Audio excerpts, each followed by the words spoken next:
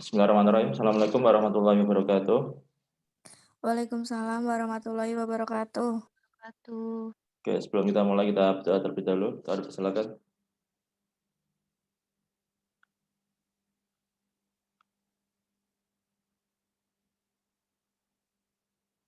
Ya, selesai. Ya, insya Allah untuk sore hari ini ya, kita akan melanjutkan topik kita ya. Kemarin kita sudah selesai mengenai proses sintesis ya. Ada 2 chapter kemarin ya. Artinya untuk hierarkinya seperti apa ya, step-stepnya. Kemudian ini dianggap kita sudah mendesain ya, sudah mendesain, kemudian sudah membuat ada blok diagram, ada apa namanya, ada PFD-nya ya. Untuk PFD-nya mungkin di akhir nanti aja. Ya, jadi ini di sini saya akan menjelaskan tentang lebih ke proses integrasi, ya, jadi atau integrasi proses. Ya. Di sini namanya integrasi proses itu ada 2 ya, yaitu heat integration sama mass integration. Nah, di sini kita lebih fokus ke heat exchanger network ya, atau lebih ke heat integration ya. Biasanya dia ininya dinamakan sebagai heat exchanger network ya, atau HEN ya, singkat HEN ya, heat exchanger network. Jadi ini nanti tujuannya apa? Tujuannya adalah intinya untuk heat recovery ya, atau energy recovery. Ini sangat penting ya, dan di pabrik manapun ya sekarang itu ya pakainya ini ya, heat exchanger network ya. Ya meskipun ini ya, kalau saya lihat, kalau saya menguji pendadaran, belum ada ya mahasiswa yang menggunakan ini, ya belum ada. Ya mungkin ada beberapa ya, tapi hanya segelintir saja, ya tapi tidak sampai detail gitu. Ya di sini hanya sebagai pendahuluan aja atau introduction aja, jadi nggak sampai detail karena heat exchanger network atau proses integration sendiri itu, kalau saya dulu ya waktu S1 dia satu mata kelas sendiri, yang satu mata kelas sendiri. Apalagi kalau ada masuk mass integration juga. Itu satu mata kelas sendiri, tapi di sini hanya pendahuluan aja, paling enggak kalian paham ya. Jadi nanti ketika kalian terjun di dunia industri, paling enggak tahu ya apa itu heat exchanger network ya. Jadi meskipun nanti kalian tidak mengaplikasikannya pada tugas perancangan pabrik kalian, ya paling enggak kalian sudah paham lah, sudah mengenal, ya minimal mengenal ya, minimal mengenal. Jadi itu, jadi ketika di dunia industri nanti paling enggak kalian mengenal, sudah tahu ketika ada yang tentang apa namanya ditanya gitu masalah kita saja network, paling yang kalian udah punya pengalaman lah, punya tahu lah, ya punya pengetahuan ya, knowledge tentang HN ini atau heat exchanger network ini. Ini penting ya di industri ini ya. Jadi kayaknya menurut kalau di industri yang misalnya yang besar gitu ya, mesti dipakai ya, mesti dipakai. Coba kita lihat nanti ya apa itu heat exchanger network. Jadi ini berangkat dari, ini mirip dengan yang sudah saya sampaikan kemarin ya. Jadi hierarki dari chemical process design ya. Hierarki dari chemical process design. Jadi kayak urutan ya. Hierarkinya ya, jadi levelnya kan. Yang pertama kan kemarin sama ya reaktor ya. Ya, jadi kita kalian mulai mendesain apa namanya proses ya. Mulainya dari reaktor ya sebagai jantungnya. Ya, dari reaktor kemudian apa? Aspiration, aspiration and recycle. Ya, ketika ada apa namanya bahan baku yang jumlahnya berlebih, excess gitu, kalau dia banyak jumlahnya dan juga kemurniannya juga tinggi, ya kan, nah itu bisa di-recycle. Ya. Aspiration ya. Aspiration untuk apa? Tadi ya konsepnya kan bahan baku, ya kan, tahap apa namanya tahap dalam sebuah industri kan bahan baku, kemudian reaktor atau reaksi ya kan, kemudian pemisahan, pemurnian, produk kan ya. Jadi setelah reaktor apa? Setelah reaktor ya pemisahan dia, ya pemisahan. Tadi ada juga yang di recycle ya, kalau misal tadi ya recycle ya syaratnya tadi kan ya dia jumlahnya banyak, kemurniannya tinggi, ya kan. Nah itu bisa di recycle dan dia valuable. Nah, kalau valuable jumlahnya banyak, kemurniannya tinggi di recycle. Kemudian setelah itu apa? Ya, heat recovery. Nah, ini yang kemarin nggak ada mungkin ya di apa namanya di yang saya sampaikan ya. Memang kemarin kan dia lebih proses secara apa namanya orisinalnya seperti apa. Nah, jadi heat recovery system atau heat exchanger network atau process integration itu kayak apa ya? Kayak tambahan gitu. Ya, jadi prosesnya sudah selesai nih, jadi desain, ya kan? Kita butuh kemarin kan ada kayak ada cooler, ada heater, ada vaporizer, ya kan, ada condenser, semuanya kan ada kan butuhnya. Nah, dan muncul apa namanya ini kayak analisis baru teknologi baru ya, atau metode baru yang untuk mengintegrasikan ya, antara semua utilitas ini, terutama di cooler sama heater. Ya. Nah ini disebut sebagai heat recovery system. Ya. Kalau di process integration ya namanya ya heat integration. Ya. Kalau tadi istilahnya juga heat exchanger network. Ya, itu adalah apa namanya platformnya itu ya. Jadi kalau sudah jadi dia sudah punya jaringan. Ya, bukan jaringan, jaringan penukar panas. Ya. Nah ini kita akan masuk di sini. Kemudian kan kemudian ada utilitas, ya kan heating, cooling utilitas, kemudian ada water effluent treatment gitu. Oke, jadi kita masuk ke sini heat recovery system, ya. Jadi ini kayak proses kayak masuk dalam optimasi juga ya, atau lebih ke optimasi dalam isi energi, ya. Jadi energinya nanti tidak ada yang istilahnya apa yang mubazir gitu ya, dibuang-buang. Gitu. Tadi ya hierarki dari apa natural dari chemical process design dia kan tadi ya seperti bawang ya kan, layer by layer ya. Layer paling dalam tadi reaktor, ya reaktor, spiration tadi ya, recycle, kemudian heating cooling. Nah, di sini ada namanya heat exchanger network ya, HEN. Ya. Dia fokusnya tadi apa? Lebih ke heat recovery, ya heat recovery. Ini setelah apa? Ini adalah setelah reaktor ya, dia follow, jadi kayak mengikuti dari reaktor, separator, recycle gitu. Jadi ini, mengikuti maksudnya gimana? Dia dekat dengan alat-alat ini, ya. Dekat dengan reaktor, dekat dengan alat separator, ya, dekat dengan recycle gitu. Ya, heat exchanger network-nya. Dia mengikuti ini, reaktor, separator, recycle. Nah, yang menjadi catatan yang penting di sini adalah tidak semua heating ya dan cooling duty ya. Jadi kayak beban panas, beban pemanas pendingin itu bisa di apa ya? Bisa di cover semua ya oleh heat recovery dari heat exchanger network ini. Ya, tetap nanti butuh yang namanya utilitas, ya, utilitas tambahan. Di sini dia hanyalah untuk merecovery ya, panas. Ya, jadi untuk heat recovery. Heat recovery nanti ya jatuhnya ke apa? Ya cost saving. Ya, intinya ke cost saving nanti. Intinya itu sih untuk mengurangi cost. Ya, untuk mengurangi cost heat recovery nanti jatuhnya. Tetap dia butuh yang namanya heating and cooling apa namanya utilitas. Jadi tidak semata-mata misalkan ya ini kamu punya apa kayak apa namanya cold stream ya di sini punya hot stream ya dipadukan gitu kemudian selesai ya kita nggak perlu heater nggak perlu cooler kayak gitu juga ya jadi tetap nanti perlu heater perlu cooler ya cuma bebannya nanti tidak seberat ya ketika dia berjalan sendiri gitu ya, coba kita lihat nanti ya jauhnya seperti apa. Jadi heat integration ini heating and cooling ini apa namanya kan utilitas yang apa yang banyak dipakai atau harus dipakai malah ya kan perlu dipakai dia ya heating dan cooling ya, perlu ya karena tidak semua operasi condition itu dia ambient temperatur ya jadi 30 semua nggak semuanya gitu apalagi reaktor ya reaktor itu biasanya suhunya ya tinggi dia ya kan suhunya tinggi reaktor ya. Ya.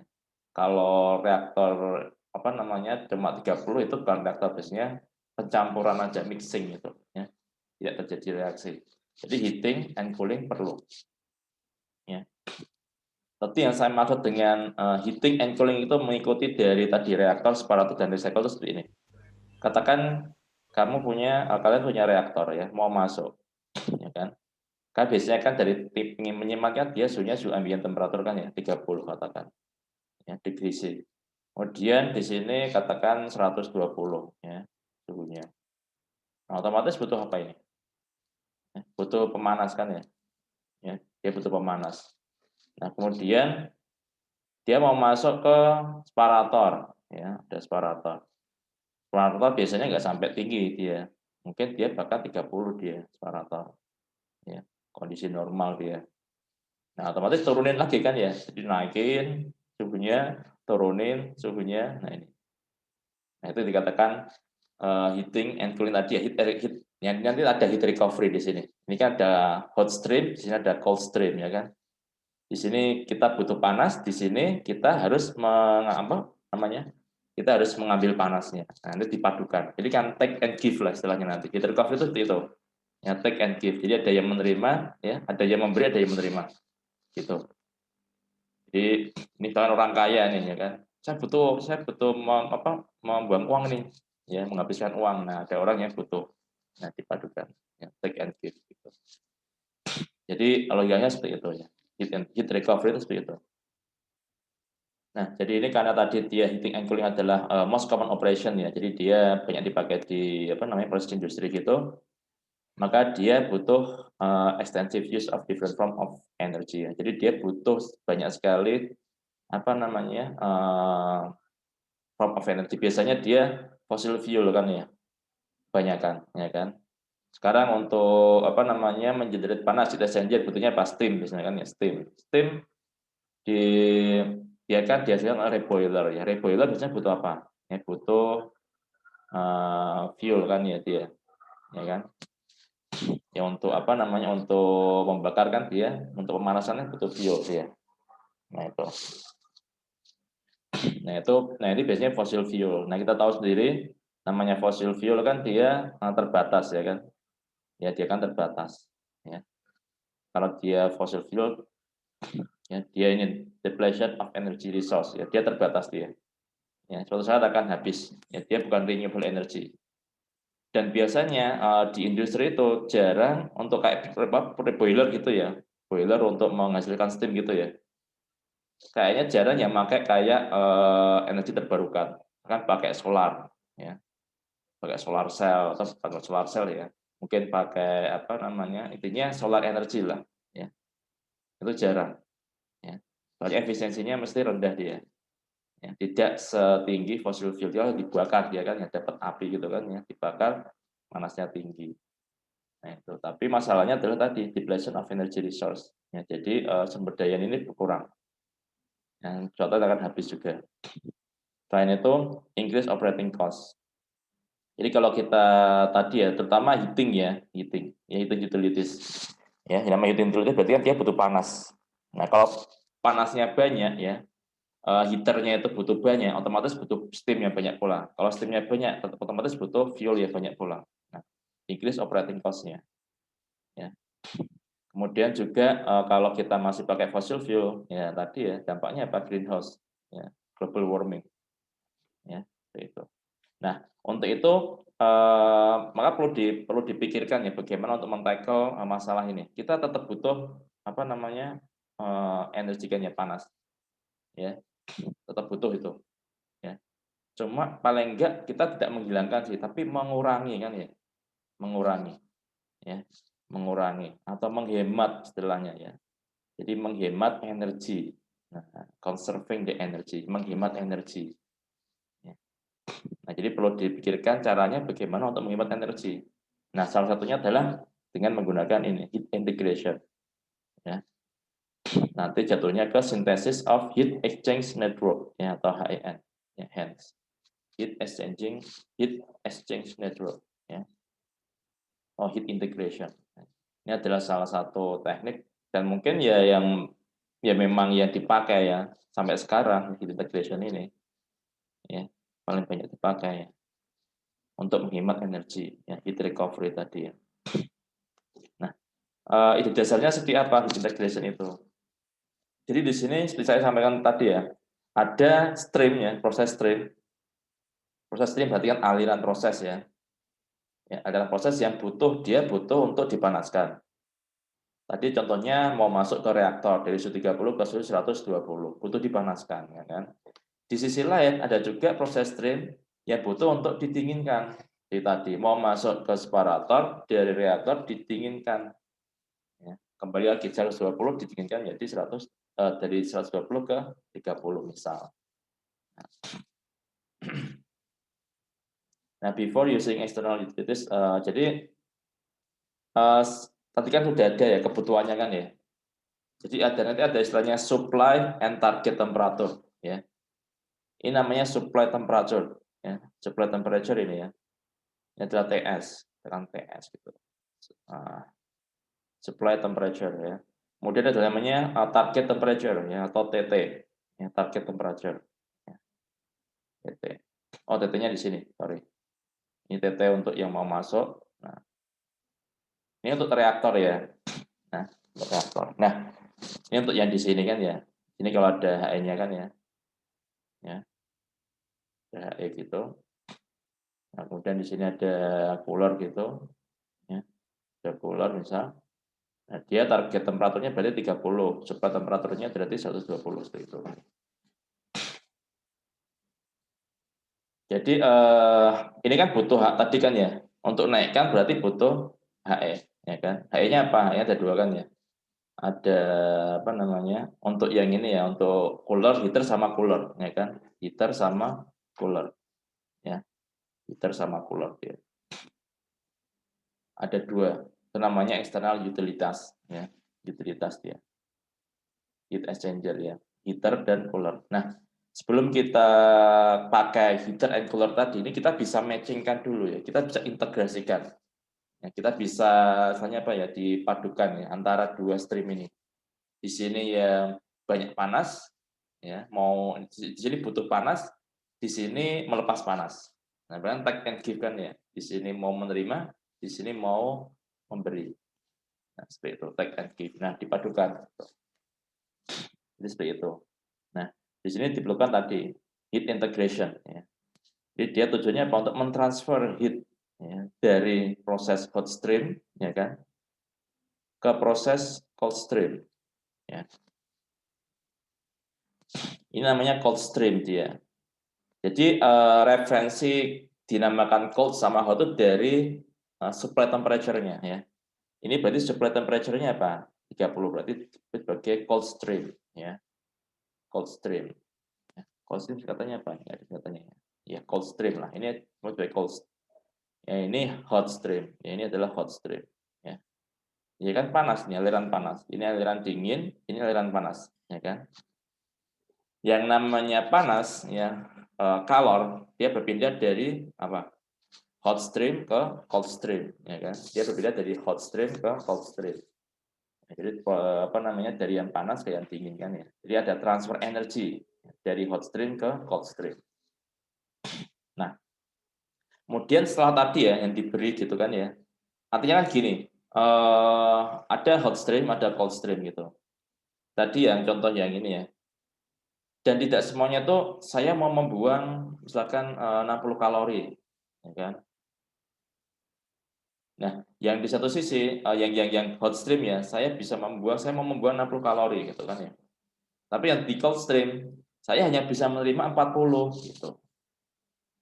Nah, paham maksudnya ya? Yang di sini mau ngasih 60, tapi yang di cold stream hanya bisa menerima 40. Butuhnya cuma 40 ya kan? Ya kalau butuhnya 40 ya dia dapatnya cuma 40 aja ya. Nanti tidak bisa melebihi dari kebutuhan. Nah, otomatis kan 60 kurangi 40 berapa? 20 kan ya. Ada 20 sisanya ini yang harus saya buang. Yang harus saya buang. Makanya butuh remaining heating and cooling task ya. Butuh kayak apa namanya? Istilahnya sisa gitu ya. Sisa beban panas dan pendingin yang harus dipenuhi ya. Dengan menggunakan apa? External heating and cooling utilities. Jadi nanti ada istilahnya internal ya, ada namanya eksternal ya. Nah, nanti ya. Jadi misalnya tadi ya ini ada hot stream ya kan. Ini ada cold stream. Ini ada hot stream in, hot stream out ya kan. Ini ada cold streams in, ada cold stream out. Jadi untuk yang kita jadi network, namanya network kan dia jaringan kan ya. Berarti bisa lebih dari satu ya. Jadi nggak cuma tadi ya. Ini ada hot stream, ada cold stream, udah ditukar, udah selesai. Ya kayak gitu juga ya. Jadi dia bisa lebih dari satu ya. Jadi kayak satu proses secara keseluruhan itu ada jaringannya gitu. Ya. Jadi tukar menukar ini, ya, take and give ini. Jangan tadi ya, saya punya 60 nih mau tak buang. Saya butuh 40 nih. dapat 40. Ada lagi ternyata cold stream, saya juga butuh nih, saya butuh 20 nih. Nah, pas dia. 60 dibuang, ya 40 20 diterima. Pas, matching. Jadi seperti itu. Jadi nggak hanya satu stream, tapi bisa lebih dari satu stream. Ya. Nah, pertemuan ya antara cold stream dan hot stream ini disebut sebagai heat exchanger network, ya, heat exchange network. Ya.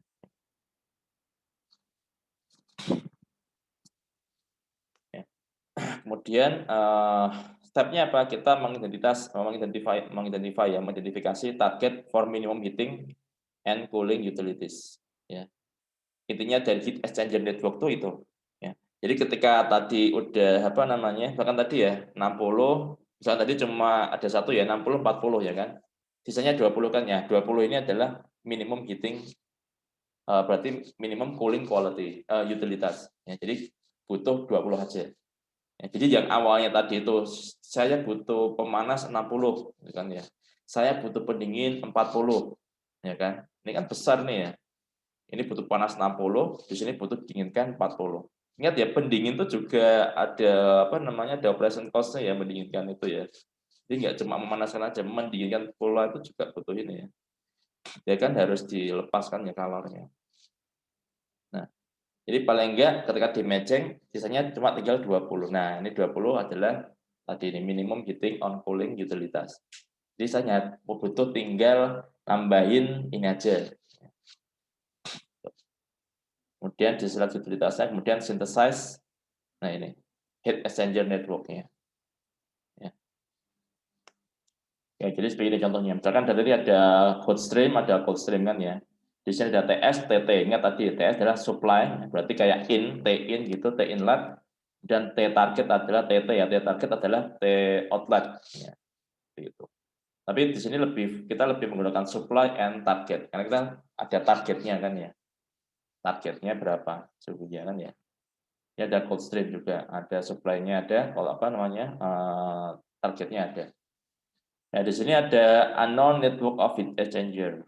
Ya. Nah, di sini kita nanti kayak memacomblangkan gitu ya. Kita memadukan ini cocok sama ini nih, ini cocok sama ini gitu. Nah, kita kayak memadukan gitu. Ya. Kan di sini ya. Ini sama sini nih, aliran sini. Nah, ini sama sini nih gitu.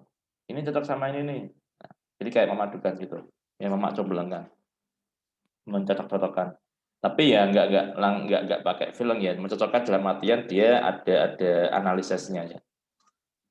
Nah di dalamnya ini namanya interior network, ya. Ya ini heat exchanger network.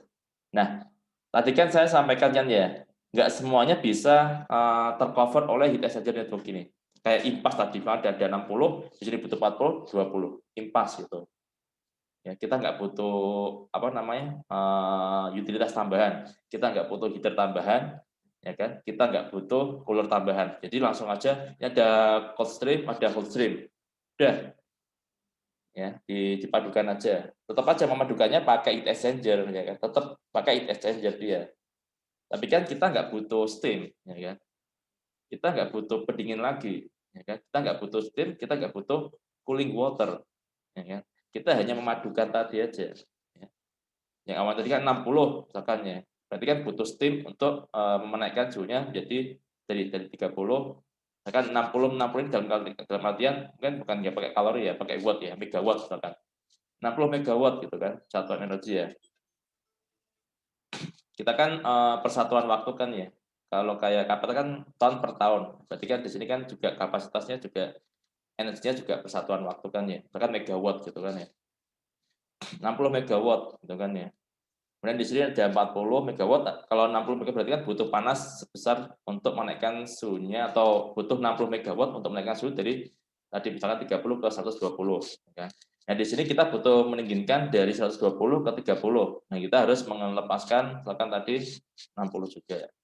Nah, ketika dipadukan, kita nggak perlu steam dan kita nggak perlu cooling water. Kita hanya memadukan aja. Yang tadi awalnya butuh 2 heat exchanger, ya kan? Nah, sekarang ketika dia klop gitu pas ya, match ya, kita hanya butuh satu heat exchanger. Tapi biasanya jarang itu ya. Artinya cuma butuh heat exchanger satu tuh jarang. Biasanya tetap butuh tambahan ya. tetap butuh tambahan. Nah, sama aja dong Pak, ya beda, malah tambah awalnya cuma 2 heat exchanger, ini jadi 3, ya kan. Tapi mungkin untuk apa namanya jumlah utilitasnya mungkin nambah, tapi paling enggak kan bebannya kan beda, ya kan? Bebannya beda. Misalkan tadi 60, di sini 40. Ya 60, ini 40 kan ya. Berarti kan dia butuh melepas 60, di sini hanya menerima 40. Ya kan? 40 kan berarti cold stream, berarti kan dia butuh panas kan yang 40, menerima panas. Berarti paling enggak dia enggak butuh pemanas kan ya? Dia nggak butuh steam lagi. Soalnya sudah dapat 60 dari yang hot stream. Nah, yang hot stream perlu melepas yang sisa 20. Nah, berarti pakai cooling water. Ya, paling enggak kan dia udah berkurang bebannya. Ya, yang awalnya dia harus melepas 60 semua, sekarang hanya tinggal 20. Nah, yang tadi awalnya harus pakai steam ya, untuk beban panas 40, nggak perlu lagi pakai steam. Ya, karena sudah dapat dari yang hot stream. Jadi maksudnya seperti itu. Ya. Ada heat exchanger ya. Dari hot and cold process stream. Jadi di sini ada tadi interior network, ada heat exchanger-nya di situ ya. Tapi dia heat exchanger ini cuma penukar panas saja ya. Ingat, yang namanya heat exchanger itu nggak harus ada steam, nggak harus ada cooling water. Dia hanya menukar panas. Ya, ingat, dia hanya penukar panas. Alatnya sama. Ya, tapi hot fluid-nya itu nggak harus steam dan cold fluid-nya nggak harus cooling water. Itu bisa dari hot stream sebagai pengganti steam ya, bisa juga cold stream sebagai pengganti dari cooling water. Jadi seperti itu. Terjadi penukar panas ya. Panas berpindah dari yang hot stream ke cold stream. Nah, di dalamnya ini namanya interior network ya. Jadi heat exchanger interior network ya. Nah, di luarnya ya dia butuh auxiliary tambahan dia ya, pelengkap ya. Dia butuh tambahan. Nah, kalau di sini baru, kalau cooling ya pakai cooling water dia, ya pakai cooler. Ya, kalau heating ya butuh heater, pakai steam dia. Jadi gitu. Paling enggak bebannya berkurang ya. Mungkin lupa ini malah tambah jumlahnya Pak ini. Di sini 1, 2, 3 malah tambah banyak gitu. Enggak masalah. Ingat ya, yang namanya cost itu ada 2 kan ya, capital cost sama operational cost. Nanti tinggal dilihat ya, capital cost cuma sekali aja ya. Dia kan modal di awal, gitu kan. Kalau operational cost kan dia terus berlangsung kan ya. Nggak mungkin cuma setahun aja, mungkin bisa 20 tahun. Nah, itu kan akumulatif kan ya. Nah, jadi seperti itu, nggak masalah. Jadi jumlahnya bertambah nggak masalah, tapi tadi operational cost-nya bisa berkurang drastis, ya, saya yakin. Ya. Ini udah proven ya, artinya di industri itu ya pakainya ya heat exchanger network itu, ya, untuk mengurangi ini. Oke, saya lanjutkan ya. Kalau ada pertanyaan silakan ya. Nanti sampai jam 5 ya. Oke. Tadi infonya di mana? Yang namanya tadi ya. Tadi proses kita sudah fix proses ya. Kita sudah punya flow sheet-nya, ya flow sheet-nya ya kan. Kemudian mesti kita ya namanya material energy balance sudah fix kan ya. Udah tahu ya material energy balance. Terutama kita fokus ke energy balance-nya kan ya. Ini butuh apa? Apa namanya ya? Beban panasnya berapa ya. Ini beban pendinginnya berapa. Mesti kan udah tahu kan ya di energy balance-nya. Nah, di situ. Setelah kita tadi ya, ini setelah reaktor, separator, ya recycle ada semua, mesti kan namanya material energy balance-nya udah fix juga kan ya. Kita tahu kan ya akhirnya, ya heating and cooling duties-nya. Ya, beban panas dan pendinginnya kita tahu. Nah, makanya kita bisa mendesain heat recovery sistemnya seperti apa nanti. Nah, di sini kita nggak perlu sampai mendesain secara spesifik gitu ya. Desainnya tuh sampai detail gitu. Ini sampai ini nggak perlu kayak gitu. Yang pertama langkah pertama itu ya kayak men-set target aja ya. Ya kita set target ya untuk dari heat exchanger network-nya ini untuk mengakses artinya dia kayak apa ya di apply gitu, dia kayak dicek gitu ya. Performance-nya seperti apa ya performance-nya. Jadi kita starting point-nya untuk energy integration ini adalah calculation of minimum heating and cooling requirement. Nah, ini. Jadi yang auxiliary tadi ini, paling nggak kita butuh tambahan ya, tambahan cooling dan heating ini berapa gitu. Paling nggak ini aja, menghitung ini. Ya. Ini kan kaitannya nanti dengan apa? Dengan utilitas kan ya. Kan kalian tahu ya namanya beban pendingin berarti kan butuh steam. Nah, kebutuhan steamnya berapa nanti? Ya kan ketika kita sudah mendesain tadi heat exchanger network, ya sampai detail ya, hanya perlu kebutuhannya aja kan ya kan. Minimum energy requirement ya, kebutuhannya saja, ya, tanpa menspesifikkan heat exchanger network-nya. Ya, jadi minimum number of heat exchanger. Ya, jadi butuhnya berapa nih? Satu, dua, tiga. Kemudian itu yang internal, yang eksternal berapa? Satu, dua, tiga, empat. Nah, itu. Paling nggak butuh itu, ya kan? Butuh jumlahnya berapa heat exchanger-nya, ya kan? Kemudian juga heating and cooling requirement-nya. Ya, yang auxiliary-nya tadi berarti kita butuh steam-nya sekian, butuh cooling water-nya sekian. Gitu. Itu masih reduce, itu masih berkurang nanti itu. Ya. Nah, kemudian saat tadi kita pakai ini untuk tadi. Nanti ada yang namanya energy cost sama capital cost. Energy cost kaitannya dengan operational cost. Ya, tadi belakang tadi ya, steam. Awalnya butuhnya 60 tadi kan ya. Ya ternyata cuma ya 40. Butuh steam yang 40 tadi kan ya. Cold stream butuh dipanaskan nih. Sebesar 40 megawatt ya kan misalkan. Nah, ternyata dengan heat exchanger network ini nggak perlu dipanaskan nih. Nah, berarti kan steamnya berkurang. Ya, jumlahnya berkurang. Berarti energinya kan berkurang. Energi cost-nya berkurang. Ya, kebutuhan steamnya berkurang berarti energi cost-nya berkurang. Tapi tentu saja capital cost-nya nambah nanti. Nah, kayak gitu. Jadi nanti dilihat kira-kira yang optimum itu berapa ya. Jadi antara energy cost dan capital cost. Ya, biasanya itu ini, biasanya dia tuh kayak apa ya? Kontradiktif gitu ya dia. Ya, antara capital dengan energi dengan operasional. Biasanya kalau kapitalnya besar, operasionalnya kecil. Ya, biasanya kalau kapitalnya kecil, operasionalnya besar gitu. Nah, nanti lihat dia matching-nya di mana nanti. Nah, titiknya di mana titik pertemuannya. Ya, ini sebagai konsep dari optimasi juga sebenarnya, ya, optimasi biaya juga ya. Oke. Setelah itu nanti kita tahu ya. Oh, berarti yang paling efisien ya, berarti dalam yang paling misalnya apa ya? Optimum ya. Dalam yang ya tahu ya namanya industri itu ya UUD ya, ujungnya duit ya kan. Berarti ujungnya ya uang cost ya, saving cost saving ya. Ujungnya seperti itu nanti. Jadi untuk memberikan keputusan nanti ya ujungnya ya pakai analisa ekonomi. Ya. Yang paling bagus yang mana gitu. Nah, untuk mendesain ini ya, heat exchanger network, ya, biasanya kita ada datanya kan ya. Ada a set of hot process streams to be cold. Jadi ada beberapa aliran yang butuh untuk didinginkan ya. Hot stream berarti kan ya. Butuh untuk didinginkan berarti hot stream. Ada juga beberapa cold process stream ya yang perlu untuk dipanaskan ya, cold stream. Ya, hot stream ya, berarti di hot stream butuh untuk didinginkan, yang cold stream butuh untuk dipanaskan. Jadi jangan sampai salah ya. Hot stream berarti butuh dipanaskan, bukan. Hot stream berarti aliran panas butuh didinginkan. Cold stream ya, aliran dingin berarti butuh untuk dipanaskan. Nah, kemudian biasanya ada flow rate-nya kan ya dia, ada flow rate-nya ya. Masing-masing stream ada flow rate-nya. Ya, kilogram per jam, biasanya kilogram per jam ya. Kemudian heat capacity-nya juga ada mesti kan ya. Dia pakai apa? Pakai stream. Nah, itu ada CP-nya mesti kan ya. Oh, bukan CP itu, CP dari stream ya. Ingat, ini adalah CP dari heat capacity dari stream-nya. Itu di alirannya. Berarti kan ada banyak komponen tuh. Misalkan ada komponen, misalkan reaksi A plus B menjadi C plus D. Nah, berarti kan ada 4 komponen itu, A, B, C, D.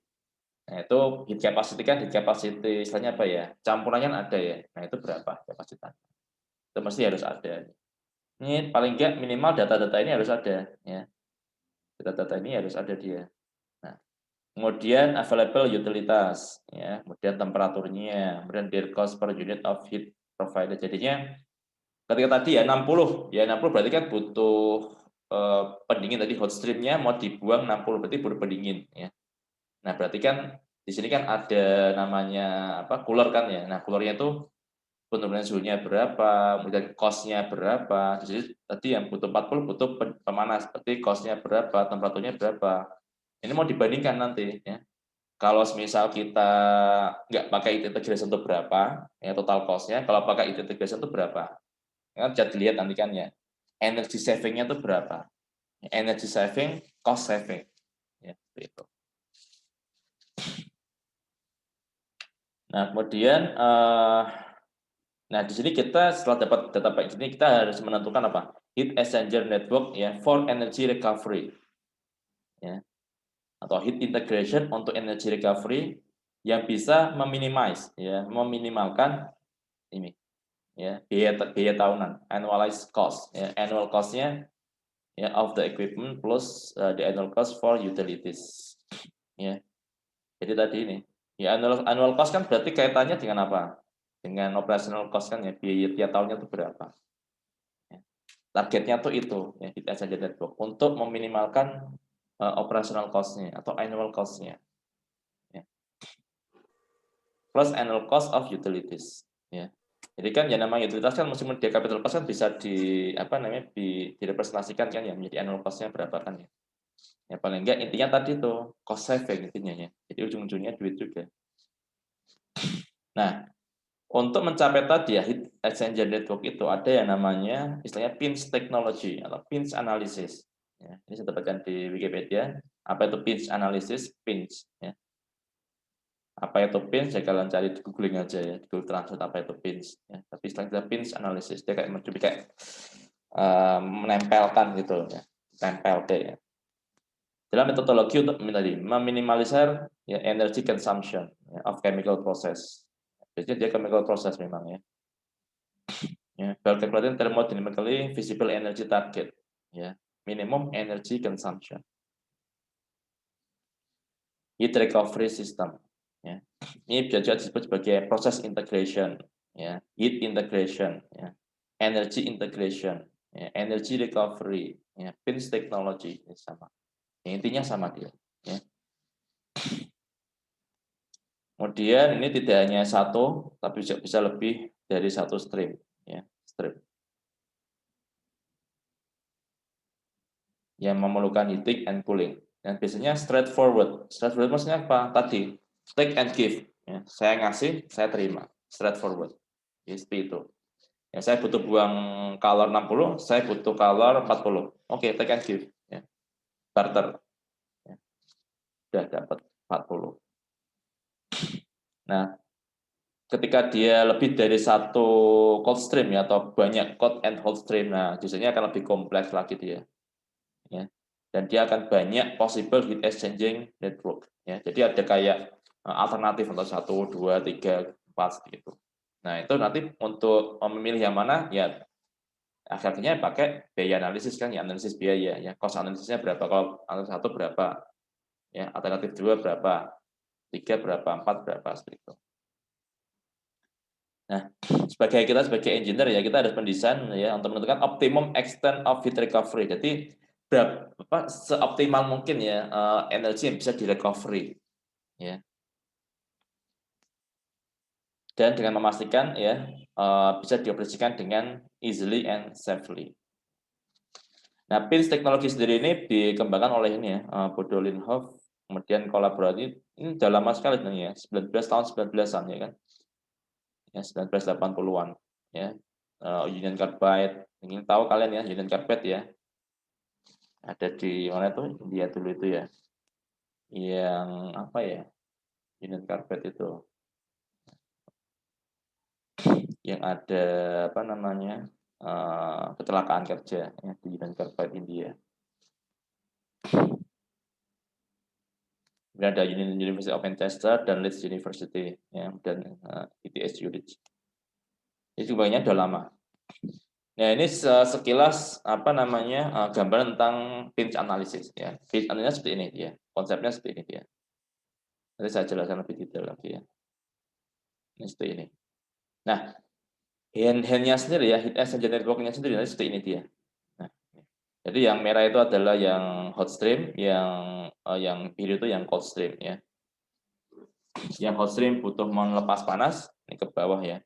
Yang apa namanya cold stream butuh menerima panas. Jadi kayak take and give.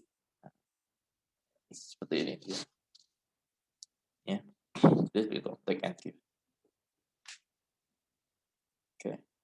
CP-nya, ingat CP-nya ini adalah CP dari tadi. Ya. Bukan steam, bukan air pendingin, tapi adalah steam dari aliran ya.